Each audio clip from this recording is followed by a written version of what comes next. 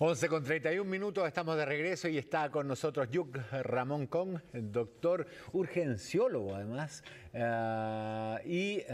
una fuente constante de información durante lo que ha sido toda esta pandemia.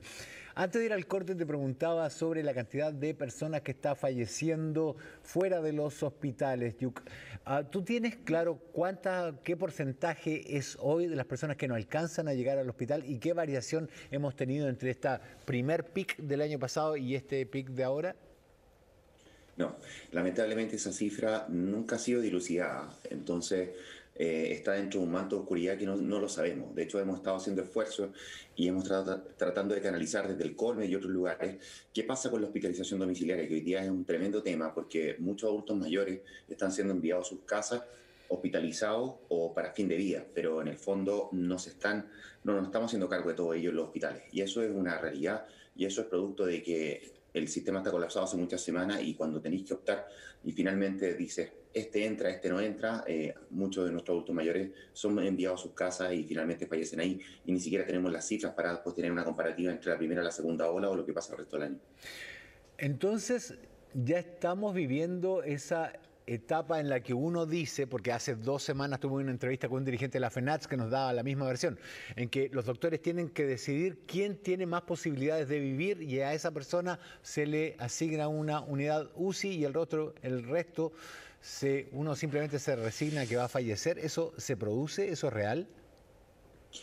Ese dilema de la última cama, que se le ha hecho tanto el quite por parte de nuestra autoridad, existe siempre en distintos lugares, pero se camufla. Cuando tú dices a cifras nacionales, todavía nos quedan camas libres a nivel nacional.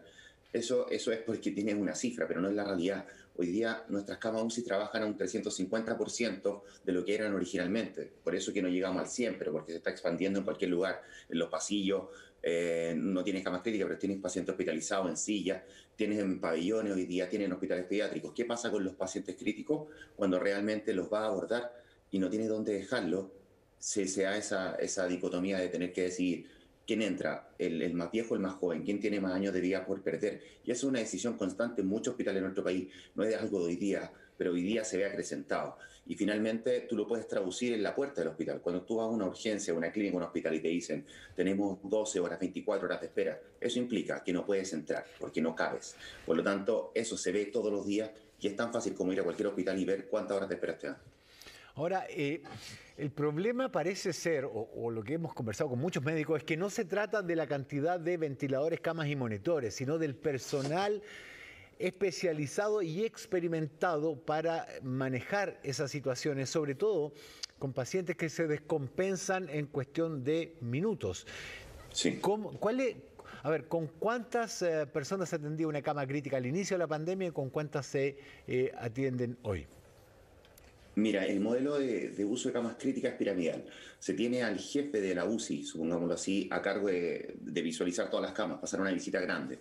Luego tiene médicos subespecialistas, luego médicos especialistas, y todo eso para poder lograr ver camas. En general, un médico debe ver 6 camas, que sería un promedio correcto. Pero hoy día se está viendo mucho más. Una enfermera debiese atender solo 2 camas críticas y hoy día le están exigiendo ver hasta 4. Entonces, lógicamente, el estándar de calidad se va perdiendo. ¿Por qué? Porque tienes que abordar mucho más. Y eso estamos hablando solo de las unidades críticas. Imagínate en los pabellones, imagínate en la urgencia, donde no son estamentos preparados para estar constantemente viendo pacientes críticos, sino que para dar resolución inmediata, fortuita y luego poder trasladar. Ese poder trasladar hoy día no se está utilizando y se están quedando ahí. Por lo tanto, estamos ocupando las urgencias como si fueran lugares de hospitalización, cosa que no es correcta, porque los equipos no están diseñados para eso. Eso no implica que, por suerte, hoy día tenemos urgenciólogos en Chile, tenemos una cantidad bastante buena, pero aún así quedamos cortos en muchos hospitales y de hecho la emergenciología, para que la gente sepa en sus casas, fue sacada de las especialidades críticas para formar médicos en nuestro país los próximos años. Y hoy día no estamos en concurso, hoy día no se abren los concursos para poder especializarse en medicina de urgencia y nosotros manejamos ventiladores, pacientes de lo más leve a lo más crítico y se quitó. O sea, no sé dónde se está poniendo el foco, pero de alguna manera se le está quitando piso a las propias urgencias que son finalmente la puerta en donde se te quedan los pacientes críticos y donde tú además tienes que saber discriminar quién puede irse y quién no puede irse y tratando de evitar un desenlace peor, pero eso es lo que sucede aquí. Yo recuerdo haber reporteado hace unos años ya y haber visto mucho médico extranjero en las urgencias chilenas. Esa situación todavía se produce porque también, vuelvo a la entrevista con Juan Sutil, que me decía que llegó a Chile una cantidad enorme de inmigrantes, pero perdemos de vista que muchos de ellos son personal calificado, médicos, TENS, y que hoy día prestan servicios en lo que es la primera línea de defensa contra el COVID.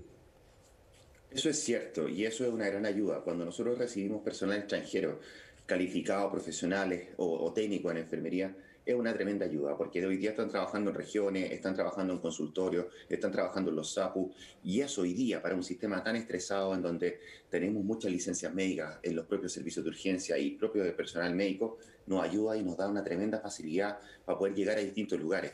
Pero eso no hay que desconocerlo, es súper real lo que pasa. En regiones la gente que no está viendo lo sabe, porque su médico del consultorio probablemente es extranjero. Y aquí la discriminación no ayuda en nada, sino lo que hay que apoyarse es que efectivamente gente profesional, gente formada en otros países, que Chile no invirtió ni uno en ellos, finalmente lo está adquiriendo porque le da una mejor calidad y hoy día están trabajando para nuestra gente. Así que eso hay que agradecerlo de todas maneras. ¿Se ha notado en la ocupación de camas críticas o en el ingreso de pacientes a los hospitales la cuarentena? ¿Hemos bajado el nivel de pacientes que necesitan intervención en los hospitales, que necesitan hospitalización, o todavía esa cifra no se reduce? Mira, lamentablemente las cuarentenas en Chile son inefectivas.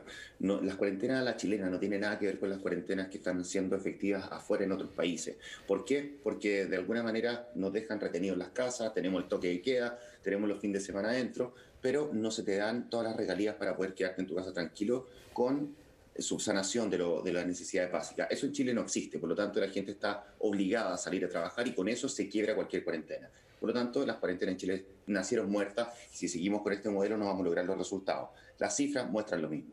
Las cifras muestran de que no se logra una disminución del tránsito en las ciudades al 60-70%, que es lo que busca una cuarentena. Estamos cerca de un 25, un 30% de disminución del tránsito. Eso en efecto neto es muy pobre.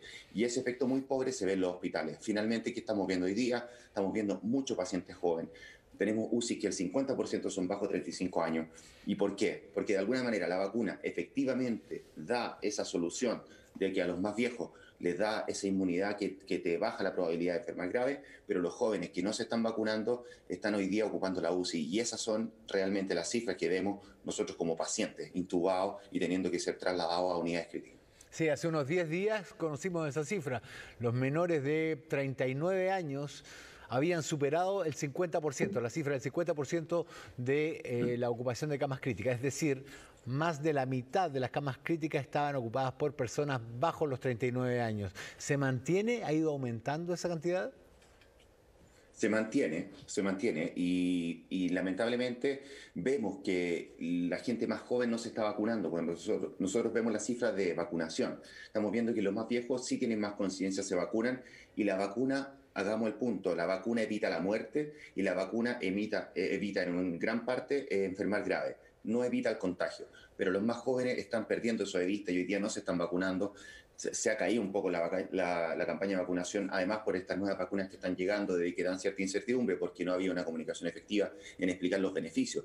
Pero la vacuna que llegue, de todas maneras, es más beneficioso que morir por COVID. Y hoy día es el real problema que tenemos. Por lo tanto, estos grupos más jóvenes que están ocupando la UCI, tenemos dos problemas ahí. Uno, que eran jóvenes que no debieran estar ahí en la UCI, que se podrían haber vacunado o podrían haber tenido otra salida y no lo hicieron, o sea, es prácticamente electivo. Pero el punto es que cuando ya llegaste a la UCI, hoy día están muchas semanas, terminan no todos muertos, pero con una vez que salen tienen una convalecencia muy larga y vemos que la UCI están ocupadas por muchas más semanas que el año pasado y finalmente tenemos pacientes críticos que salen muy mal y que mientras tanto se genera un tapón para abajo porque no dejan una cama libre para que entre otro paciente. O sea, estamos trabajando sobre una cola tremenda. ¿Qué porcentaje de quienes llegan a las UCI, Yuc, terminan en esta larga estadía? En esta sedación de larga estadía que lo vi el año pasado y me impresionó, personas que llevaban 20 días absolutamente sedados, intubados con ventilador artificial y que una vez que salen de esa condición hay que hacerles rehabilitación kinesiológica, fonoaudiológica porque pierden musculatura en la garganta, las cuerdas vocales quedan lesionadas. Hay que hacerles rehabilitación neurológica muchas veces porque quedan con algún grado de lesiones muscular, porque sus músculos pierden masa muscular durante esos días en que no actúa para nada. ¿Qué porcentaje de quien llega a una UCI pasa más de 15 días adentro? El porcentaje promedio hoy día está entre 14 y 21 días. Por lo tanto, todos los que llegan a la UCI están aproximadamente de partida 2 semanas. Luego se puede extender hasta 21 y así aún más. Eso va a depender de la reserva funcional y de la capacidad que tenga el paciente propia de evolucionar. Pero esas cifras se han extendido con relación a la primera oleada porque son más jóvenes, pero tenemos que destacar algunos puntitos. Cosas como pacientes jóvenes, obesos, con sobrepeso, preocúpese 1000%, porque funcionan muy mal, evolucionan muy mal, se deterioran muy rápido y cuesta mucho después sacarlos de un ventilador. Lo estamos viendo hoy día, está patente y está patente desde el comienzo y hoy día nuevamente. Y en Chile tenemos una tasa de obesidad y sobrepeso mayor al 50%, por lo tanto, la mitad de nuestra población están en ese riesgo de poder enfermar gravemente. Así que si nos situamos en nuestra realidad, en nuestro contexto, tenemos todo por perder y lo único que queda es poder vacunarse para evitar ese riesgo mayor. Doctor Yukon, emergenciólogo, un verdadero placer hablar contigo una vez más. Que tenga una buena jornada y descansa. Que